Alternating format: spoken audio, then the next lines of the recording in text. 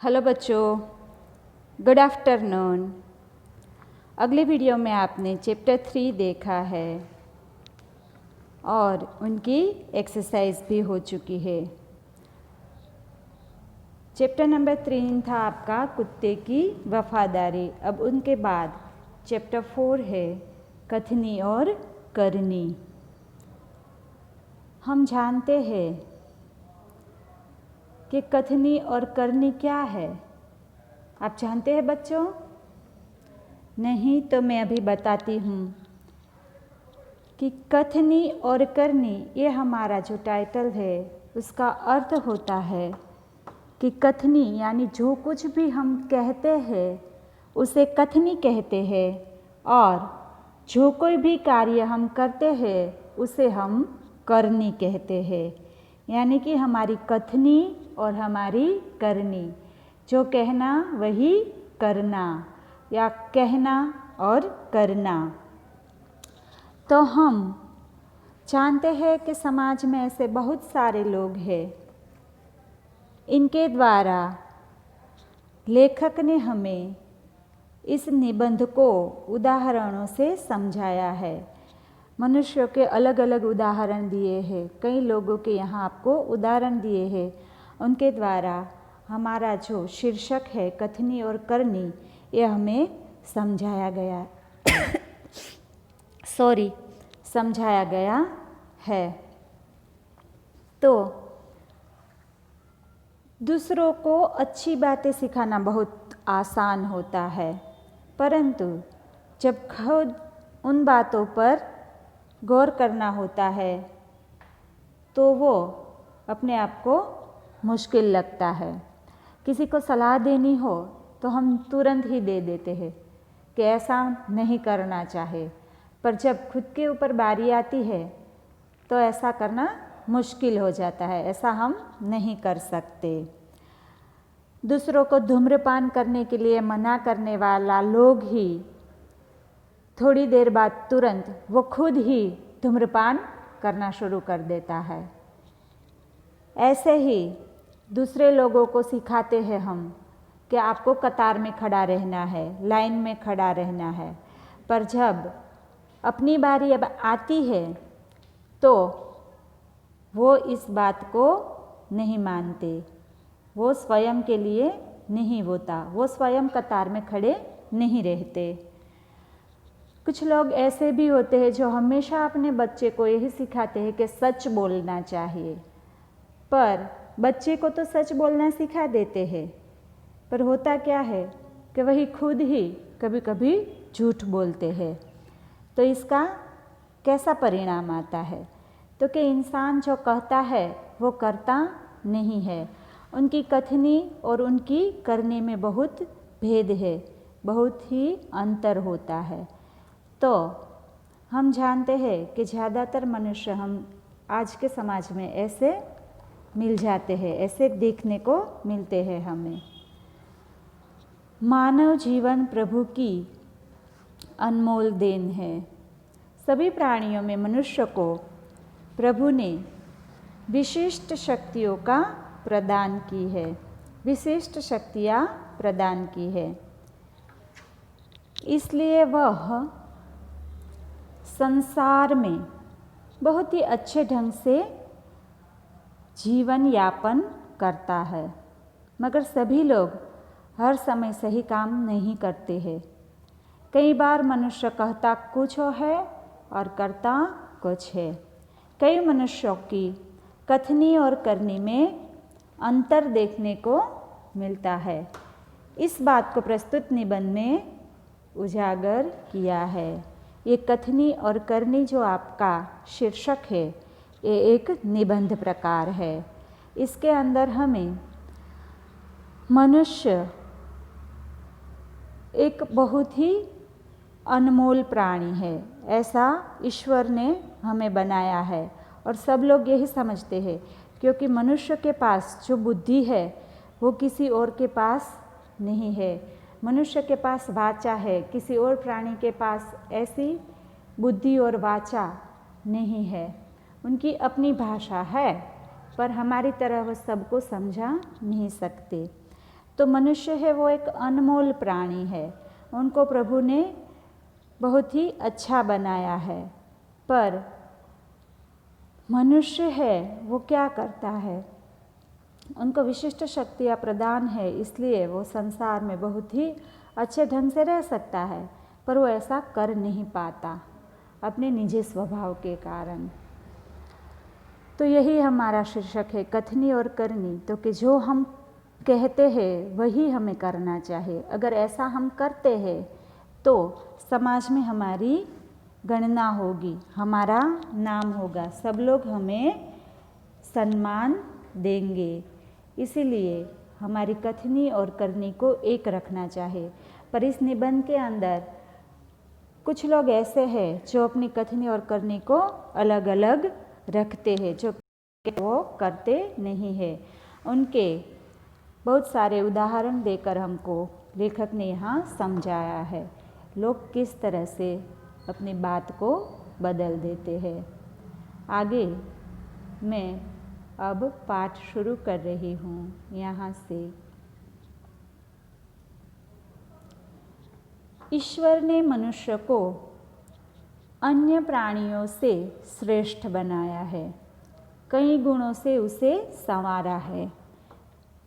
इसका उसे अभिमान भी होता है, परंतु स्वयं को गुणों की खान समझने वाला व्यक्ति कई बार ऐसे कार्य करता है जिन्हें वह गलत बताता है। कथनी और करनी में अंतर के ऐसे कई उदाहरण रोज देखने में आते हैं। तो लेखक क्या कहते हैं कि ईश्वर ने मनुष्य को अन्य प्राणियों से श्रेष्ठ बनाया है। वैसे तो सभी प्राणी हैं, बहुत सारे, सब अच्छे हैं, पर सबसे श्रेष्ठ मनुष्य है, क्योंकि उनके पास अपना दिमाग है, वो सोच सकता है, इसलिए उनको सर्वश्रेष्ठ कहा जाता है सभी प्राणियों में। पर उनको बहुत सारे गुणों से संवारा है ईश्वर ने, और उनको इसी बात का कभी कभी अभिमान हो जाता है कि दूसरे प्राणी से मैं सर्वश्रेष्ठ हूँ, मेरे पास दिमाग है, मैं सोच सकता हूँ, बोल सकता हूँ, वगैरह वगैरह। उनको अपने ऊपर ऐसा अभिमान हो जाता है। परंतु स्वयं को गुण की खान समझता है वो समझता है कि सारे गुण उसी में है, गुणों की भरपूर खान उसमें है, सबके सब, दुनिया के सारे जितने गुण हैं वो सब समाज के गुण उसी में ही है, ऐसा उसको अभिमान हो जाता है, इसलिए वो ऐसा सोचता है। पर उनके पास इतने अच्छे गुण होने के बावजूद स्वयं कभी वो कुछ ऐसे कार्य कर देता है कि जिनकी वजह से वो खुद ही उन कार्यों को गलत बताता है, फिर भी वही वो खुद कार्य करता है। इसीलिए उनकी कथनी और करनी दोनों अलग अलग बन जाती है, दोनों में अंतर आ जाता है। तो ऐसे बहुत सारे उदाहरण देकर हमें यहाँ लेखक ने समझाया है कि मनुष्य कैसे अपनी कथनी और करनी के बीच में अंतर पैदा करता है। हमें यही देखना है कि कथनी और करनी कैसे अलग अलग होती है, उन दोनों में क्या अंतर है, यही हमें यहाँ समझना है। और लेखक हमें यहाँ ये उदाहरणों के द्वारा समझा रहे हैं। ये एक चित्र है जो बगीचे का चित्र है। बगीचे के अंदर फूल उगाए गए हैं और एक आदमी उस फूल को तोड़ रहा है, ऐसा चित्र आपको दिया गया है। अब आगे हम देखते हैं कि एक निवृत्त सरकारी नौकर थे, तो उन्होंने, सरकार ने एक जगह बगीचे के लिए छोड़ी थी, तो ये जब वहाँ फालतू जगह थी तो उन्होंने वहाँ कुछ बगीचे के अंदर फूल छोड़ रख दिए। फिर धीरे धीरे उनमें फूल आना शुरू हो गया, तो इस इंसान को लगा कि यहाँ से जो भी निकलेगा वो फूल तोड़ेगा, इसलिए उन्होंने वहाँ खुद बोर्ड लगा दिया कि फूल तोड़ना मना है, ऐसा उन्होंने यहाँ एक बोर्ड रख दिया। जो यहाँ लिखा है फूल तोड़ना मना है। तो सब लोग आते जाते रास्ते में थे, सब देखते थे पर कोई फूल नहीं तोड़ता था। पर एक बार क्या होता है कि खुद जिन्होंने बोर्ड लगाया है कि यहाँ फूल तोड़ना मना है, वो खुद ही एक दिन जल्दी सुबह सुबह में फूल तोड़ रहे थे और किसी ने उसको देखा तो बोले भगवान की पूजा के लिए तोड़ रहा हूँ।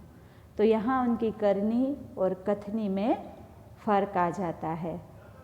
इसी उदाहरण के साथ हमने लेखक ने यही समझाया है। मैं अभी आपको आगे पढ़ के समझा रही हूँ। बस्ती के बीच सरकार ने पार्क बनाने की जगह छोड़ रखी थी। बरसात के मौसम में मोहल्ले के एक सज्जन को उसमें फूलों के पौधे लगाने की सूझी। बात अच्छी थी। वे कहीं से पौधे लाए, कतार से उन्हें रोपा, देखभाल की, पौधे बड़े हो गए। कुछ दिनों बाद फूल खिलने लगे, पार्क अच्छा लगने लगा। मोहल्ले के लोग सुबह शाम पार्क में टहलने लगे। क्या हुआ कि एक बार बस्ती के बीच जो सरकारी पार्क बनने की जगह थी, वहाँ एक मोहल्ले के सज्जन थे। उनको फूल उगाने का, पौधे लगाने का मन किया। लगाना यानी उगाना, बोना। तो उसने वहाँ फूल लगाने की सोची कि उनके फूलों के पौधे लगा दिए जाए। ये तो अच्छी बात है कि कहीं भी बगीचे के अंदर फूल पौधे हो तो वो बहुत ही सुंदर दिखता है बगीचा, और सबको वहाँ बैठना टहलना सब अच्छा लगता है। बगीचे के अंदर अगर फूल हो, वृक्ष हो तो ऐसा बगीचा ही हमें अच्छा लगता है। और बगीचे में तो ये सब कुछ होता है, झूला होता है वगैरह कुछ होता है, पेड़ होते हैं।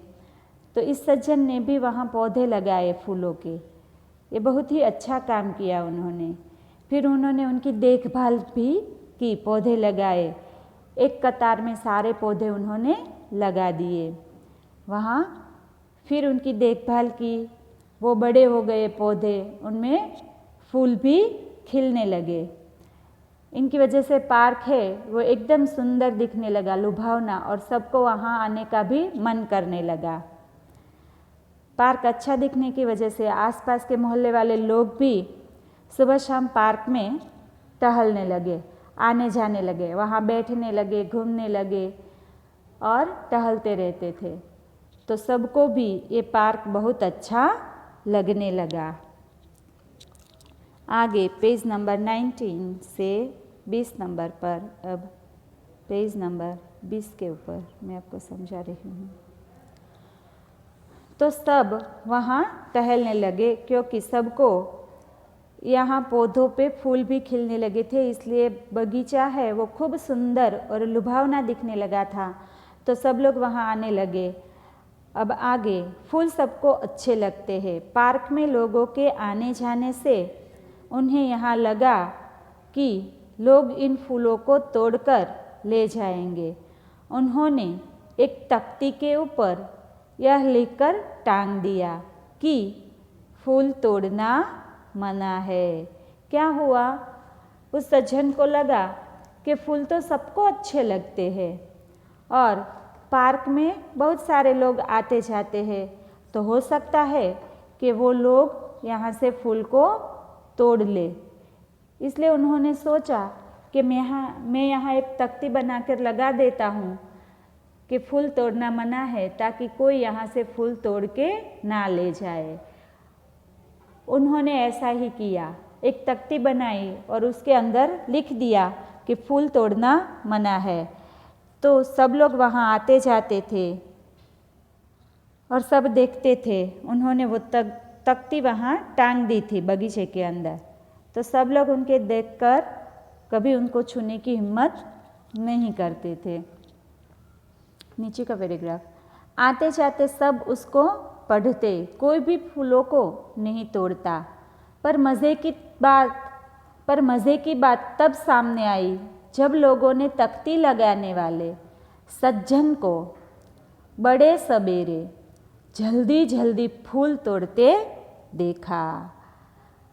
वे अपनी शर्म मिटाने के लिए बोले, पूजा के लिए तोड़ रहा हूँ।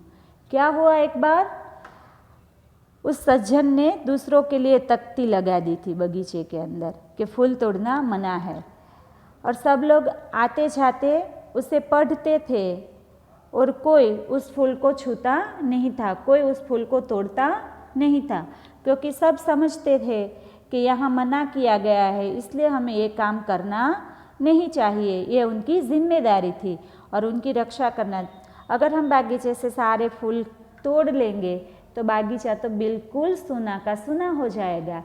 इसलिए बगीचे को सुंदर रखने के लिए हमें कभी वहाँ से फूल झाड़ तोड़ने नहीं चाहिए। यही तो उस बगीचे की सुंदरता होती है और उन्हीं की वजह से लोग वहाँ आते जाते हैं, बैठते हैं, टहलते हैं, अपना अच्छा वक्त गुजारते हैं। तो ये सब लोगों के लिए है, तो हमें ऐसे कार्य नहीं करने चाहिए। ऐसा जो उस पार्क में, उस गार्डन में, बगीचे में लोग आते थे वो ऐसा समझते थे, इसीलिए कोई भी फूल को तोड़ता नहीं था। पर मज़े की बात ये हो गई कि जिस सज्जन ने वो तख्ती लगाई थी कि फूल तोड़ना मना है, वही सज्जन एक दिन वहली सुबह जल्दी से फूल तोड़ते हुए दिखाई दे रहे हैं। और जब उन्होंने देखा कि वो फूल तोड़ रहे हैं, वो सब उनको देख रहे हैं लोग, तो उनको बड़ी शर्म आई और वो दूसरों को बोलते हैं कि मैं ये पूजा के लिए तोड़ रहा हूँ। तो इस सज्जन की बात यहाँ ये पुरवार करती है कि जो खुद बोलते हैं वो खुद वो कर नहीं सकते, क्योंकि उन्होंने खुद ही दूसरों को मना किया था कि फूल तोड़ना मना है और वो ही खुद फूल तोड़ रहे थे, इसलिए उनको बड़ी शर्म आई अपने पर। और ऐसी एक दूसरी मज़ेदार बात है, आगे का पैराग्राफ। बसों में लिखा होता है धूम्रपान करना निषेध है। एक बार यात्रा करते हुए देखा कि एक यात्री ने बीड़ी जलाई और पीने लगा। उसे देखकर कंडक्टर ने कहा, भाई साहब, बस में बीड़ी सिगरेट पीना मना है। उसने जलती बीड़ी खिड़की से बाहर फेंकवा दी। क्या होता है कि एक बार बस में एक मुसाफिर जा रहा था। आप लोगों ने बस में मुसाफरी की होगी तो आपको पता होगा कि बस में चढ़ते ही अगर ड्राइवर का जो केबिन होता है उसके ऊपर लिखा होता है कि धूम्रपान करना मना है, बीड़ी सिगरेट पीना मना है। उसका चित्र भी बनाया होता है और उसके ऊपर निषेध का निशान लगा दिया गया होता है। तो ऐसा आपने भी देखा होगा। हम सभी ने बस में एक बार तो मुसाफरी की ही होगी, इसलिए हम सबको पता है कि ऐसा बस में निशान होता है और इस बात बीड़ी सिगरेट के लिए मनाही होती है, धूम्रपान करना मना है या निषेध है। तो बस में एक पैसेंजर इस तरह से आता है और वो बीड़ी जलाकर पी रहा है, तो कंडक्टर उसे देखता है, तो कंडक्टर उसको बताता है कि बस के अंदर बीड़ी पीना मना है। इसलिए जो इंसान बीड़ी पी रहा था उसकी जलती हुई बीड़ी को ही उसने खिड़की से बाहर फेंकवा दी। फिर आगे देखो क्या होता है। थोड़ी देर बाद कंडक्टर ड्राइवर के केबिन में जाकर बैठा, सिगरेट जलाई और दोनों पीने लगे। एक दूसरे यात्री ने यह देखा तो लिखे हुए वाक्य की तरफ इशारा करते हुए कंडक्टर से कहने लगा, भाई साहब, बस में सिगरेट पीना मना है।